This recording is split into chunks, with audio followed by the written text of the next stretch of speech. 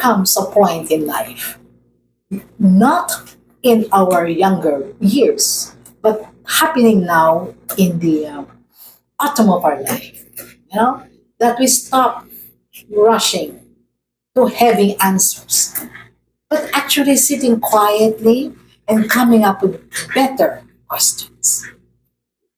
My YouTube channel, My Season of Life, is a space for those types of conversations. And here we will discuss and reflect on life as it really is: complex, beautiful, and unfinished. Yes, unfinished, because it's still unfolding. Not because we want, each other, to live the life that we want them to live, but really just asking them to quietly and deeply reflect on what is happening to their life and how they are um, being affected, by it. Welcome to my season of life, 60 years and beyond. And this is Malu Cervantes, your life coach, your friend, your mentor, your fellow sojourner, while in navigating this season of our life. And welcome to episode 164, and also the first day of the month of February. It's all about love. But then again, knowing me, I'm sure you expect not the usual things they talk about now. Okay? There comes a point in our life that comes much, much later, okay, in the season of life, that we realize that what we have been taught about love is incomplete. I didn't say wrong, incomplete, only partial. So today, okay, we will learn from the Greeks, okay, the six types of love, because they understood that if we put all our aces on one type of love, which really we were taught that the moment we find the one, okay, and life suddenly and completely becomes meaningful. If and everything else falls into place. The Greeks discovered that that is not so. So let's find out. Okay, let's find out what these six types of love is. Right. Um, the first is called eros, where you have the word erotic, like erotic movie, erotic bed scenes, and all of that. Eros. Okay, so that is romantic love. Okay, where you have where you have the palpitation. When you see somebody you are attracted to. Okay, so desire, electricity. In short, okay, it is powered by chemicals in the body. It's dopamine driven, oxytocin, wanting to touch, and serotonin, wanting to be with. All right. So there's nothing wrong with that. It's just that, it's just one type of love, and it is not meant to really last. Okay, because no one person is able to fulfill all the needs of one another. Okay, right. So the second type of love, according to the Greeks, is philia. Philia. Okay, that's why you have the state of Philadelphia in the U.S. It's the city of brotherhood, they call it. Okay, it's a friendship state, because philia is love among friends. Okay, the love of friends. It says here. Okay, it's the quiet joy of being who you are without pretenses. They will accept you for who you are. The drama fades. Okay, the drama fades, and what we have is simply authenticity, loving each other for who they are, you know, or there, that's philia. Okay, the first one is eros, which is the most common type of love because it starts that way, between two people. There is attraction, there is magnetism, there is electricity, fluttering of hearts, palpitation, when we are with somebody, which is really chemical, chemically induced because of the neurotransmitters dopamine, serotonin, and oxytocin. But then again, it is not meant to be all in all. It is not shallow, it is temporary by nature. Okay? Unlike the second one, which we just talked about, philia, okay, you can have friends in elementary, you still see, and have reunions, and the love, the friendship is still there, very deep, you know. So that is philia or filial love. Well, the third, I said, the Greeks, I believe, discovered the six types of love, isn't it? The third is what they call storge. Storge. Okay, what is storge? Okay, familial love. This is the love between parents and their children, and love between siblings. Obviously, it's not the same, as eros and philia, isn't it? It's deeper, it's more authentic, it's more binding, it's more sacrificial. That is why if parents, okay, who hold on to their children for dear life when they are ready to go out and start their own family, they feel jealousy there. They feel loss. So it is so unfair and it's so wrong to even make them choose. Like, who do you love more? Us, your parents, me, your mom who gave birth to you? Are you choosing that man or that woman over us? Because the loyalty is now transferred to the spouse, how God designed marriage. Okay, it says you leave your parents and start a new family with the woman or the man of your youth, and start your own family. So the love for parents do not diminish because that is storge. All right. So it's just that you have six types of love, you see. Okay.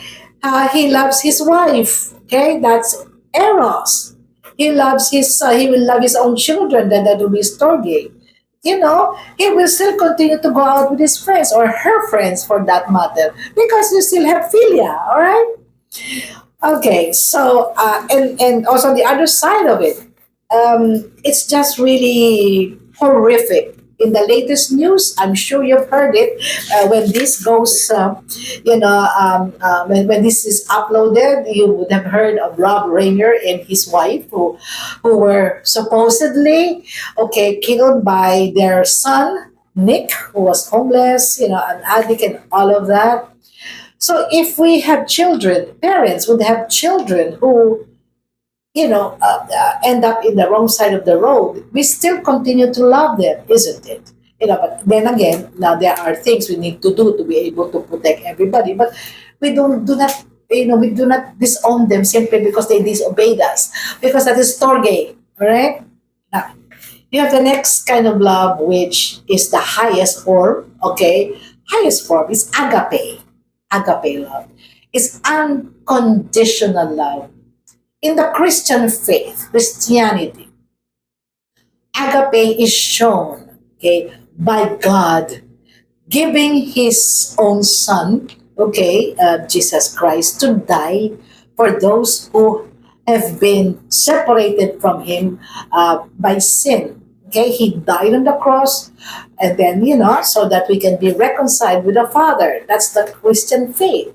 Now, then again, agape is possible, okay, between mortals. Okay, when you say like unconditional, husbands have unconditional love for their wives and vice versa, which means there are no conditions. You have accepted each other the way they are. Of course, not in a destructive sense, the quirks, the different personalities, okay?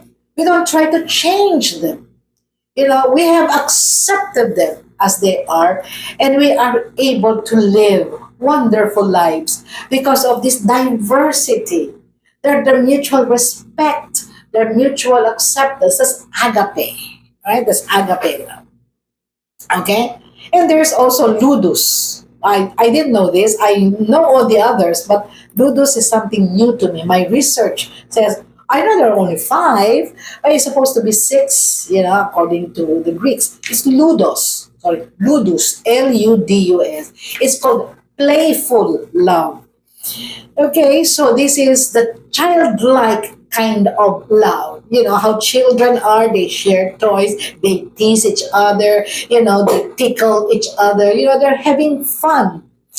Okay, this is laughter, lightness, and unfortunately, many people, abandon ludus too early. And so what happens? They become dry.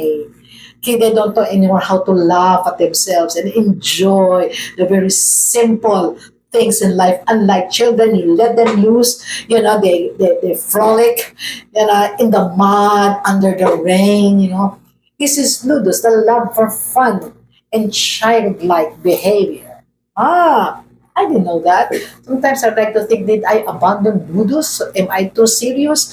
A lot of friends are saying, we love your channel, your episodes. They're deep, very, very deep, just like you. All right. So every now and then, I try, to have that childlike,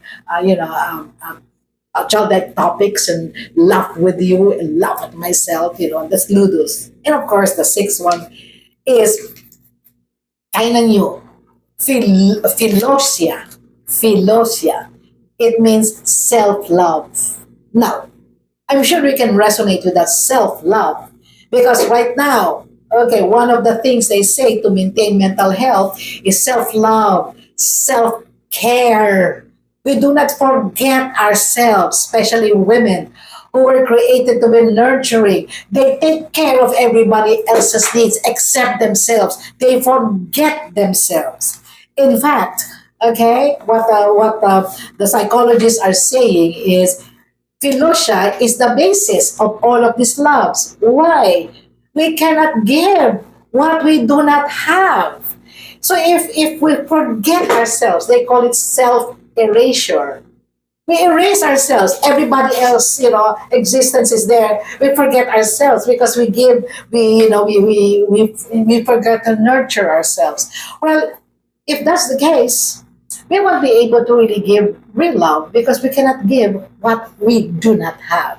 But then again, okay, as we go along, there's got to be a healthy balance here. It's not just about me, me, me, me, me. No, I mean that is not philosia. But philosia is being able to, is being able to know our worth. At the same time, we will also know and respect the worth of others.